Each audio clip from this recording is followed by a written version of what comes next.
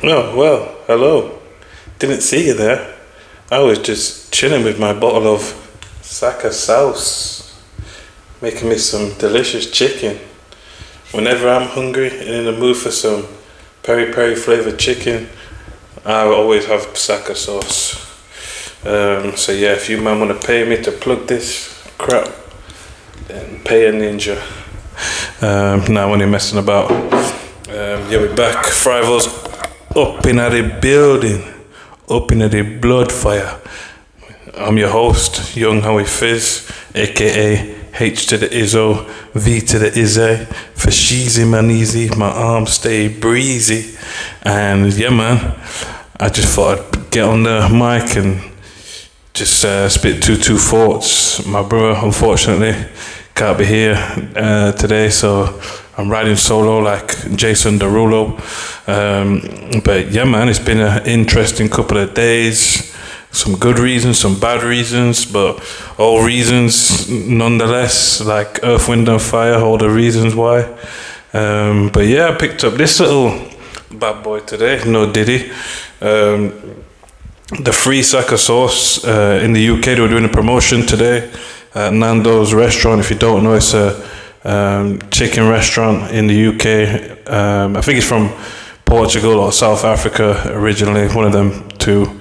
And they teamed up with Saka earlier in the season because he's a big fan, and they let him make his own signature sauce, and today, for some reason, I think because it's coming close to the expiry date, they just gave away 3 bottles between the hours of 3:30 and 4:30 in the afternoon. And luckily for your boy, I had a day off work, so when I heard the message, started bringing up to Nando's and seeing who had a couple of bottles in, and I sorted out a couple of bottles for me and my boy Kieran. Shout out to him, big Arsenal fan as well. Hopefully we'll get you on the channel as well one day, bro. Cause yeah man, we've been to a couple of games together, and yeah man, we've had good times. So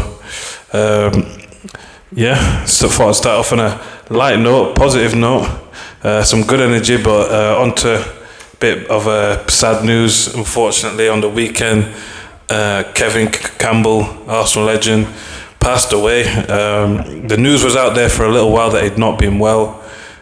He's connected to a few other like YouTube guys, and they were putting the information out that he was unwell. But then, yeah, within the last few weeks, his condition like really deteriorated, and he's no longer with us, unfortunately. But yeah, shout out to him, rest in peace to him. And also I think there was another young player from Millwall, the goalkeeper. I can't even remember his name, I apologise. But thoughts and prayers go out to him and his family through these difficult times, man. That's part of life, while people living the life. People passing on to their next life. So yeah man, we're not here for a long time. We're just passengers in this life, so do what you need to do, man. I said it in the last one when I started singing the Usher song. Do what you want to do, because you're not here for a long time, and you just gotta make stuff happen for yourself, because if you don't, then you're just gonna look back and just think to yourself, where did the time go and why did I waste it? So yeah man, speaking of wasting time, and yeah, why have I wasted it? I watched England yesterday, and I'm not gonna lie, to be honest, I'm not gonna go too crazy. I've seen a lot of people going crazy and say it's a poor performance and this and that, but I was saying it before, I don't expect anything from these guys, and they gave me exactly what I expected. It was a Southgate-esque performance from the boys. There was no sort of technical ability on show. There was no good passages of play really. The goal was okay, I suppose. Took a little bit of a deflection on the cross. Bellingham does well to get into position to finish off the chance, but other than that, yeah, nothing else really happened. In fact, Kane hit the crossbar, I believe. The keeper saved it. Good save, to be honest. And then Declan Rice probably should have scored, if I'm being real. He was 2 yards out, and yeah, I don't know what the heck was going through his mind. But all in all, a performance that I expected from the boys what I got. And yeah, I think they will improve. I think we will get better. We're definitely not winning it. We're not good enough to win it. There's not enough quality players, and I've been saying for the longest time, we keep overhyping these English dudes, and they ain't all that. The majority of them are system players who play well in particular teams and systems. You put them anywhere else, and they don't look anywhere near as good. I'm looking at you, Phil Foden. And then on top of that as well, in fact, you know what? Shout out to Saka, to be honest. He wasn't brilliant, but he did his thing. And all this season, people have been saying that Foden is a better player all round and this and that. And to be fair, at one point, I started to buy into the hype. But I still would say that Foden is technically a much better player. But I'd say Saka is better just for his flexibility. I think he's more adaptable than Foden. I think if you're gonna be elite, you have to be adaptable, especially in this modern era of the game. You have to learn how to adapt and be in different situations. You can't expect that you're gonna be playing with world-class players every game. So yeah, Foden, he was ghosting like James St. Patrick, like he was non-existent. But I can't really blame him too tough, because yeah, there wasn't really anybody in the midfield. We don't have that creative spark in the midfield. Jude, not a creator. Declan Rice, not a creator. Trent, that's his first game playing midfield, so I can't even be overly critical of him. It was an experiment. I'd probably go with it again if you feel like this could work. You're better off just going with it, because yeah, you've already told them young boys, Mainu and Wharton, that you don't really trust them anyway by putting Trent there. So you got to stick with your guns on this now and just ride out and just let Trent do his thing. And if he cooks, he cooks. If he doesn't, then nobody was expecting us to win anyway. So nobody with a brain in their head was expecting us to win anything this summer. So yeah, what else was there? In fact, Bellingham, to be honest, I'm hearing once again he had an okay game. I'm seeing people saying he had 9, 10 out of 10 performances. Once again, I did not see this at all. The goal was very good, but other than that, he didn't make any chances for anybody else really. Didn't really have any other good chances for himself. And they're saying that this guy's a potential Ballon d'Or winner, or he's deserving of it.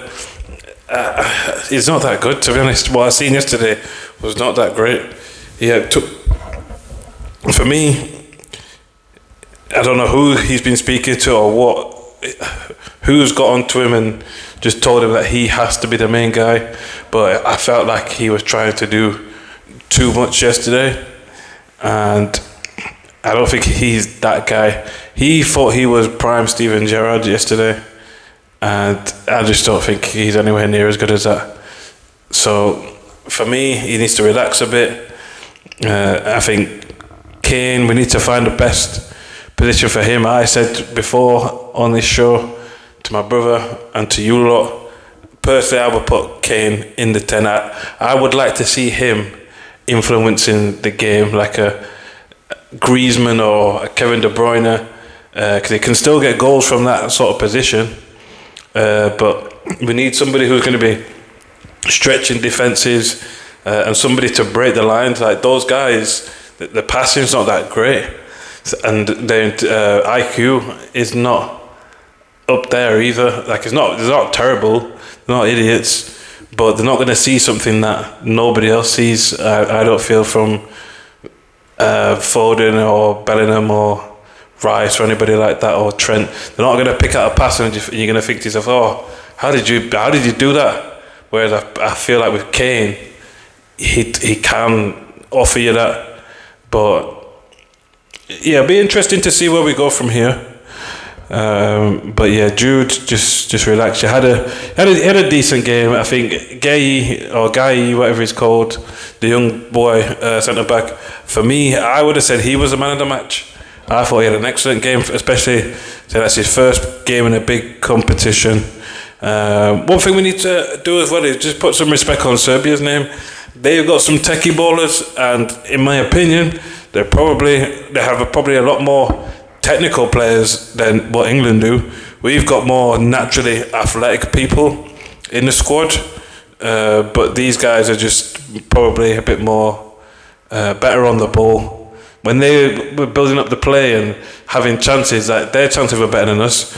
Personally, I think we were a tiny bit fortunate to get away with a 1-0, because they had a couple chances. Pickford made a decent save from a Vlahovic shot, and yeah, they had another shot that went wide, but they probably had better chances than what we did. Kyle Walker had a chance, and it wasn't great. And then obviously I think the next best chance after the Kane chance was the Declan Rice one. I'd need to watch it again, but from what I've seen, yeah, he should have buried it. But I'd need to watch it again. But if I'm being real with you lot, that game bored me. I fell asleep. I was at my grandma's house, just chilling around there, and I fell asleep. Can't lie, big man thing. And then when I woke up, it was still just dragging out. So England, fix up. I don't think you can do much better than what you did do. I think against the opposition that you faced, they're a decent side. So I think we need to take that into consideration, and yeah, we just need to appreciate the midfield for us is non-existent. So if we can't find a way to get those guys playing for us, then it's all a myth. It's not happening. I don't think it's happening anyway, but we need to find a way to get the midfield working. Everything else looked like it could be okay, but centrally we look whack. But once again, like I said, we've already said that on this show, so nothing that happened yesterday surprised me. But yeah, the game of the tournament so far, I'd say for me, I actually really like the Italy and Albania game. I mean, that was non-stop action, and Albania didn't come to mess about. In fact, there's no scrubs in this competition. I'd say so far this has got off to a great start, what I've seen. And yeah, long may it continue, because normally, I mean, the Euros is normally quite a good standard, if I'm being honest. I prefer the World Cup because it's more diverse, but you do get a lot of scrubby teams in there. But then once you get to later stages, then you do start to see like the proper ballers show up. But yeah, there's no idiots in this competition, so yeah, we'll see what happens with that. All the other young G's that we spoke about in the other show, your Musialas, your Lamal, yeah, these guys are stepping up and they're doing their thing, man. I think Germany looking tasty, the Spanish, they're looking good. Morata, big man thing, yeah. If he was a little bit younger, I was saying to my boy, I'd take him at Arsenal. I think he's probably, in fact, if he could finish, for me, he'd be top 3 players in the world right about now. But his finishing just lets him down. Every other aspect of his game, I highly rate. And whenever it comes to tournament football, he always seems to find the levs, man. And it's rare that you always get a guy who can do that. So yeah, he's doing his thing out here. France are playing as we speak. I believe they're winning 1-0. They're looking dangerous from what I was watching a moment ago. But yeah, they'll be a force to be reckoned with. But even who they're playing, Austria not backing down without a fight. Austria been putting together some good passages of play, better than what England was doing. So yeah, Austria shocking me, to be honest. But the only scrubby team Had to be another home nation in Scotland, man. You the ones really letting the side down because you've actually got a couple techie players and you're just acting like I don't even know. I don't even want to be too rude or too offensive, but that performance was embarrassing. And then the boy there who got sent off with a 2-footed tackle in the box is man mad. You doing that in the box? It's over for you lot. So yeah, Scotland are definitely out of here. I think England will get out of the group, but I think once they get out of the group, if they play anyone half decent, you're out of here too. If we can get an easy route to the final, we may be okay. But if we come up against a France, a Spain, a Germany, a Netherlands, a Croatia, somebody like that, we out of here. So, oh yeah, in fact, actually, speaking of, we've talked death, we're speaking life. Shout out to Christian Eriksen, even though you play for two of the most dirty, scrubbiest teams in history in Manchester United and Tottenham Hotspur. But yeah, they were saying it's 4 years ago since his heart stopped on the pitch, and then he scored for them. He scored for Denmark the other day. So yeah, my man's made a miraculous recovery, and he's still out here doing his thing. He looked like the Eriksen of old, to be honest. Because if we're being honest, Man United last couple seasons, he hasn't really been doing it. I thought he was done out here, but yeah, he looked decent that other game.